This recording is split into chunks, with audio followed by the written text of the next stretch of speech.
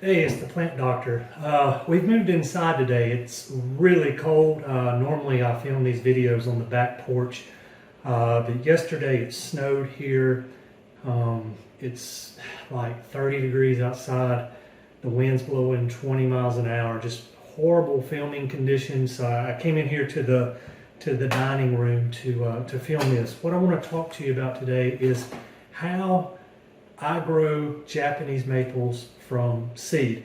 To me, this is the best way to do it. I've tried several different ways. I've watched a lot of different YouTube videos. I've read some stuff online. There's very little that I can find in peer review. That's where I typically tend to start, is what's been published. And my method is a slightly altered variation from what you would see in peer review. For example, like if you were to read Dr. Durr's book on plant propagation, I believe there's a section in there on growing Japanese maples from seed. This is a slight variation. I've seen a lot of things where people do a lot of different techniques, a lot of work that's really not necessary. I've seen things from taking the samaras off the seeds to putting seeds in the blender to kind of scarify them a little bit. Completely unnecessary. What I'm going to show you today, this technique, I'll get about a 90% take rate with this. That's been my historical average. I've done this for 2 or 3 years now. If you're a fan of the channel, you know that I dabble in Japanese maples. I graft Japanese maples, I grow Japanese maples, and I want to grow some from seed this year. I want to see if I can come up with a new cultivar. One thing I want to make very clear here is that you cannot grow Japanese maples from seed and expect that seed to match the cultivar that you took it from. So the seeds are not true to the parent plant. So what I'm doing here today, I've got 2 cultivars that we're going to grow from seed, or the seed came from 2 cultivars. All right, so one was a Naba Shidari, which is a red lace leaf Japanese maple, and the other is Tusaka Silhouette. So I've got a handful of seeds off of both, and I just got a whole tray ready. I'm going to do like maybe a dozen on the video, and I'll go through and I'll fill up this 72 cell tray off the film. But how do we go about collecting Japanese maple seeds? That's where we need to start. You'll start to see Japanese maple seeds on your Japanese maple probably starting around November. You can take those seeds off the tree and put them in your refrigerator. So the seeds need what we call a chilling requirement.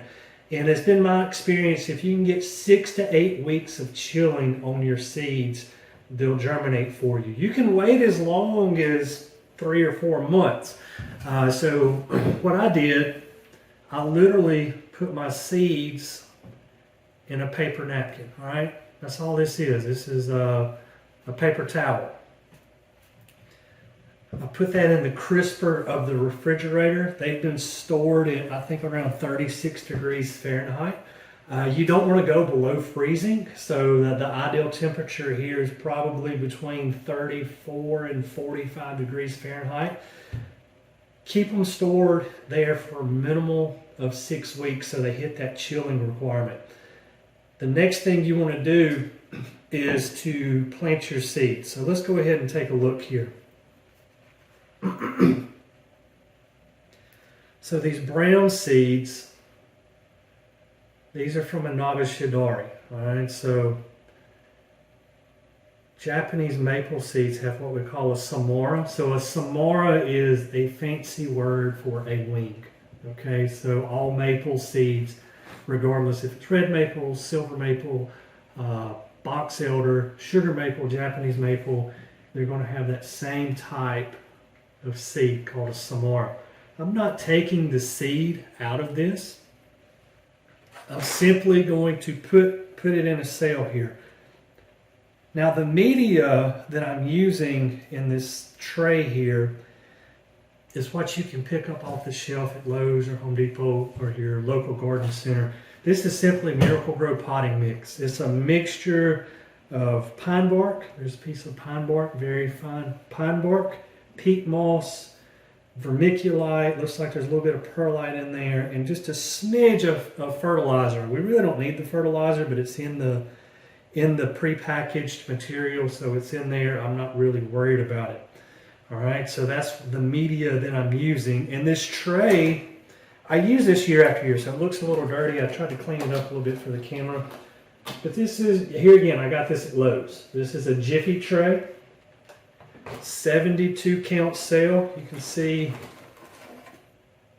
how deep it is there. That's maybe 2 inches deep. All right, so all I'm doing is this. I'm taking one seed, sticking it in one cell. One seed in one cell.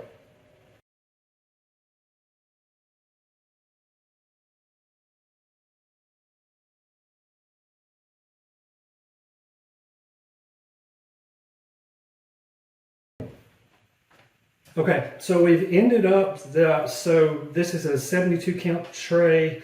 I've got 36 on this half, and so I ended up with about 40 seeds total that I've put into this tray. And I've got some more Japanese maple seeds in the refrigerator. I'll go ahead and fill this out with 72 total seeds in this tray. So what do we do from here? Plant seeds need two things in order to germinate. They need water, they need oxygen. So what I have here is a mixture of water and peroxide. And this is where I do things a little bit differently. And I think it helps my germination rate just a little bit more. This is going to be 10 parts water to 1 part hydrogen peroxide. So what I did, I put 10 ounces of water in this measuring cup and then put 1 ounce of peroxide in there and stirred it up a little bit. So this is a mixture of the two things that I need in order to make the plant germinate. I've got H2O. H2O2 is peroxide. So what's going to happen is that extra oxygen molecule, once it comes in contact with the soil, it's going to be released into atmospheric oxygen, okay? So right now that oxygen molecule is bound in liquid form. It'll become a gas, so when you put peroxide on something and it bubbles, the bubbling that you're seeing is that oxygen being released. It's going to do a couple things for me. It increases my germination rate. Also, if there's any bacteria or fungus that are on my growing surface or in my growing media, it's going to help kill that bacteria, kill that fungus, and give our plants a little bit better survival rate, so they're not fighting bacteria, they're not fighting fungus. And I use this formula regardless of what I'm trying to germinate. And I've found it to really work. So I'm going to go ahead, I'm going to pour this into the spray bottle.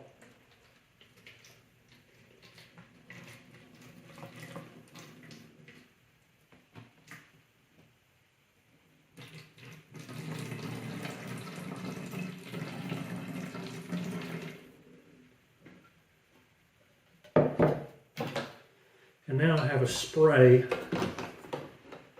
that I can put on my seeds. And I'm just going to spray them down. And this will be a very liberal spray, because these cells here, they're perforated in the bottom, so any saturation that occurs in the soil, it'll go through to this pan. It sits in this pan, and that excess will be collected there.